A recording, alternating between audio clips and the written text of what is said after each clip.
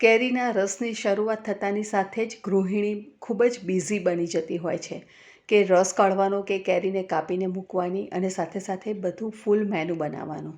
પણ આજે હું તમારું આ કામ એકદમ સરળ બનાવવા જઈ રહી છું. સુપર સહેલિયાથી હું નિપા સ્વાગત કરું છું તમારા બધાનું સુપર સહેલિયા ઉપર. તો ફ્રેન્ડ્સ, અહીંયા મેં મેઝર કપના 2 કપ દાળ લઈ લીધી છે. એને 5 થી 6 કલાક માટે પલાળી દીધી છે અને તમે જોઈ શકો છો કે એ સરસ રીતે સોફ્ટ થઈ ગઈ છે. હવે આ પલાળેલી દાળ છે તો એનું પાણી આપણે ફરીથી કાઢી લઈશું અને એને લગભગ ફરીથી 2 થી 3 વાર સારી રીતે ધોઈ લઈશું, જેથી કરીને એમાં બિલકુલ વાસ ન રહે.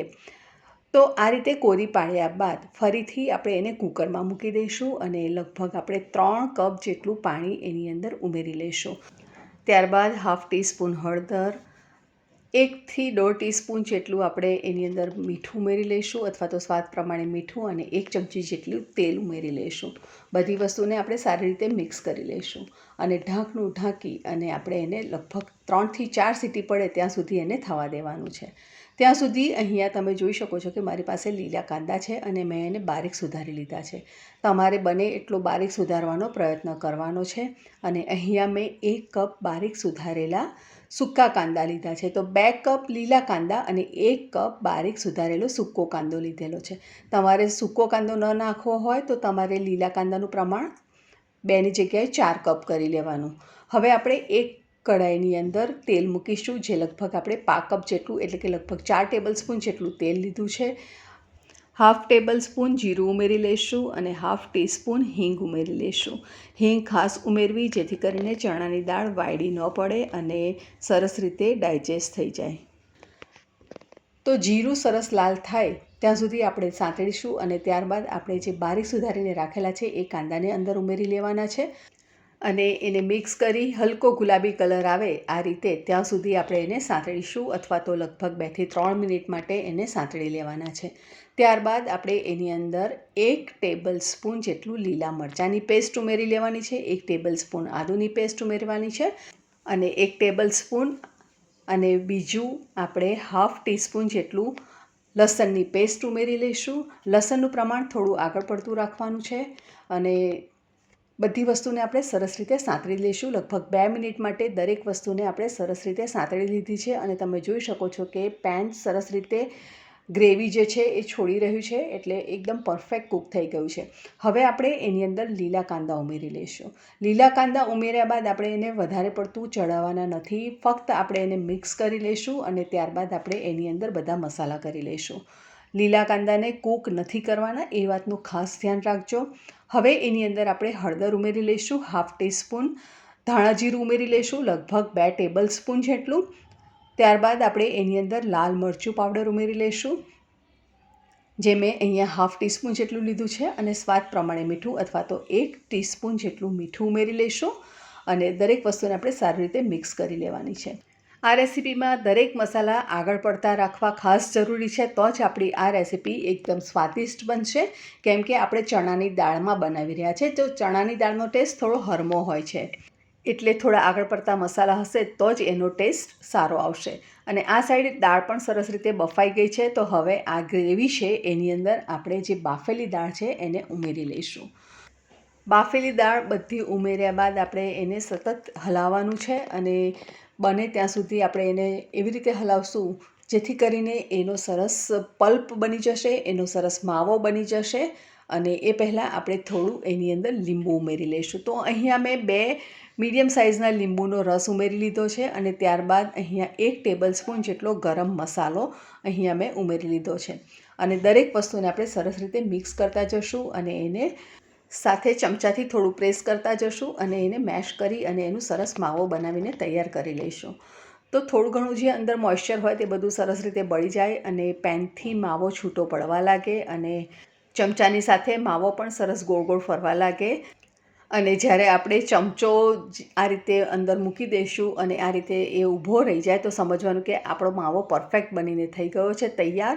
અને આપણે એને એક પ્લેટમાં કાઢી લીધું છે અને માવો ઠંડો થયા બાદ જ આપણે એની અંદર પા કપ બારીક સુધારેલા કોથમીર ઉમેરવાના છે. ફ્રેન્ડ્સ, ખાસ ધ્યાન રાખવાનું કે માવાને ઠંડો થવા દેવાનો છે અને ત્યારબાદ જ આપણે એની અંદર કોથમીર ઉમેરવાના છે. હવે અહીંયા મારી પાસે ફ્રોઝન કરેલું લીલું લસણ છે, તો હું એનો ઉપયોગ કરી રહી છું. તો હું અહીંયા પા કપ ઉમેરી રહી છું. જો તમારી પાસે ફ્રોઝન લસણ ન હોય તો તમે જ્યારે લસણની પેસ્ટ ઉમેરો તો થોડું લસણનું પ્રમાણ તમારે વધારે અંદર ઉમેરી દેવાનું છે. બધી વસ્તુને આપણે સરસ રીતે મિક્સ કરી લેવાની છે. આ સાઈડ આપણે લોટ બાંધીને તૈયાર કરી દીધો છે. તો અહીંયા મેં 2 કપ લોટ લીધો હતો. એની અંદર લગભગ 3 ટેબલસ્પૂન જેટલું તેલ અને મીઠું ઉમેરી અને રોટલી કરતાં થોડો કડક અને ભાખરીથી નરમ એવો લોટ અહીંયા મેં બાંધીને તૈયાર કરી દીધો છે અને સરસ રીતે એને મસળી પણ લીધો છે. અહીંયા મેં ઘઉંના લોટનો ઉપયોગ કર્યો છે. તમે ઘઉંની જગ્યાએ મેંદો અને ઘઉં અથવા તો એકલા મેંદાનો ઉપયોગ કરીને પણ બનાવી શકો છો, પણ આપણે થોડું હેલ્ધી વર્ઝન બનાવીએ છીએ એટલે એકલા ઘઉંનો લોટ જ અહીંયા આપણે વાપરીશું. અને ત્યારબાદ આપણે એક મોટો લુવો લઈશું. એને ઘઉંના લોટની અંદર આપણે એને રોલ કરી દેવાનું છે અને એની સરસ આપણે પતલી નહીં અને બહુ જાડી પણ નહીં એવી મીડિયમ સાઇઝની આપણે રોટલી જેવું બનાવીને તૈયાર કરી દઈશું. તો આ રીતે આપણી રોટલી તૈયાર થઈ જાય ત્યારબાદ આપણે એની અંદર માવાનું સ્ટફિંગ ભરવાનું છે. હવે તમને સ્ટફિંગ જો વધારે ગમે તો થોડું તમે વધારે પણ ઉમેરી શકો છો. ઓછું ગમે, તમારે થોડી પતલી વણવી હોય તો તમારે થોડું ઓછું ભરવાનું રહેશે. પણ હું અહીંયા થોડું થીક જ બનાવીશ એટલે હું થોડું પ્રમાણ અહીંયા માવાનું વધારે રાખીશ. અને માવાનું પ્રમાણ થોડું વધારે હશે તો આ પરાઠા ખાવાની ખૂબ મજા પડશે. તો આ રીતે આપણે એને સીલ કરી દેવાનું છે અને સીલ કરતી વખતે ધ્યાન રાખવાનું કે માવો બહાર ન રહે. અને આ રીતે વધારાનો થોડો લોટ હોય તો તે આપણે ઉપરથી કાઢી લઈશું અને એને ફરીથી પ્રેસ કરી લઈશું. લોટમાં એને રોલ કરી લઈશું અને એને હાથની મદદથી પ્રેસ કરતાં જ આપણે એને થોડું બ્રોડ એટલે કે થોડું પહોળું કરીને આ રીતે થેપી લઈશું. ફ્રેન્ડ્સ, અત્યાર સુધીનો વિડીયો ગમ્યો હોય તો વિડીયોને ચોક્કસ લાઇક કરો, ચેનલને સબસ્ક્રાઇબ કરી બાજુમાં આવેલા બેલ આઇકોનને પ્રેસ કરો, સાથે ઓલ નોટિફિકેશન બટન પ્રેસ કરો જેથી કરીને આવનારા નવા વિડીયોના નોટિફિકેશન તમને જલ્દીથી મળી જાય અને તમે નવા વિડીયો જોઈ શકો. હવે આપણે અહીંયા એક લોડાની તવી લીધી છે, એને થોડુંક તેલ મૂકી અને એને સરસ રીતે ગ્રીસ કરી લઈશું. ત્યારબાદ આપણે જે પરોઠો વણેલો છે તેને મૂકી દઈશું. પરોઠો એક સાઈડ થાય એટલે આપણે એને પલટાવી દઈશું અને બીજી સાઈડ થવા દઈશું. અને જ્યારે બીજી સાઈડ પણ થઈ જાય ત્યારે આપણે તેલ મૂકી અને બંને સાઈડ સરસ રીતે ગોલ્ડન કલર આવે ત્યાં સુધી આપણે એને શેકી લેવાનો છે. હવે તમારે તેલની જગ્યાએ ઘીનો ઉપયોગ કરવો હોય તો તમે ઘીની મદદથી પણ તમે શેકી શકો છો અથવા તો બટરની મદદથી પણ તમે શેકી શકો છો. પણ મને આ તેલમાં ખૂબ જ વધારે સ્વાદિષ્ટ લાગે છે.